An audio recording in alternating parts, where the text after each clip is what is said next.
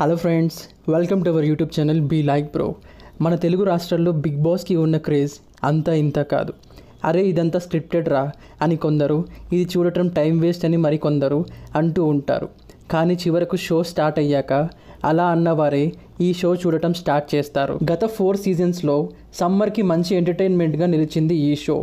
ఈ సంవత్సరం స్టార్ట్ అవ్వటమే పెద్ద క్వశ్చన్ మార్క్ లాగా మారింది. లాస్ట్ ఇయర్ ఈ షో స్టార్ట్ అవ్వకూడదని ఎంతోమంది డిమాండ్స్ చేసినా చాలా ప్రాబ్లమ్స్ దాటుకొని ఎన్నో ఆంక్షలతో షో స్టార్ట్ చేశారు.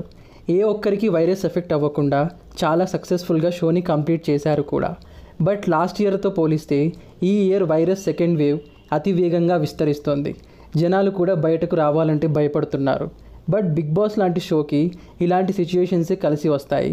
బికాస్ ఇంటిల్లిపాది ఇంట్లో ఉంటారు కనుక అట్లీస్ట్ బోర్ కొట్టినప్పుడల్లా ఈ షో చూస్తారనే నమ్మకం.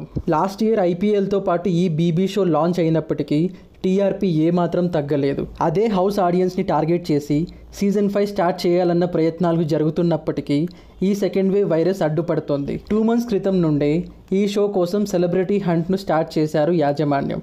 బట్ చాలామంది నో చెప్పటం యాజమాన్యానికి ఒక చేదు అనుభవం. ఇన్సైడ్ సోర్సెస్ ప్రకారం ఫన్ బకెట్ భార్గవ్కి కూడా ఈ బీబీ సీజన్ 5 కోసం ఇన్విటేషన్ వెళ్ళిందట. బట్ అర్ధాంతరంగా అతడి గురించి గత 2 daysగా వస్తున్న వార్తలు చూస్తే ఇక ఈ షోలో భార్గవ్ ఖచ్చితంగా ఉండడనే అనిపిస్తోంది.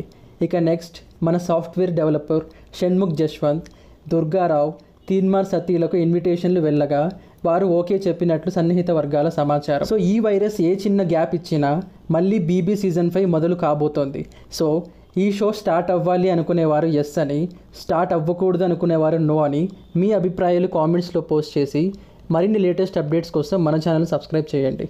Thank you for watching.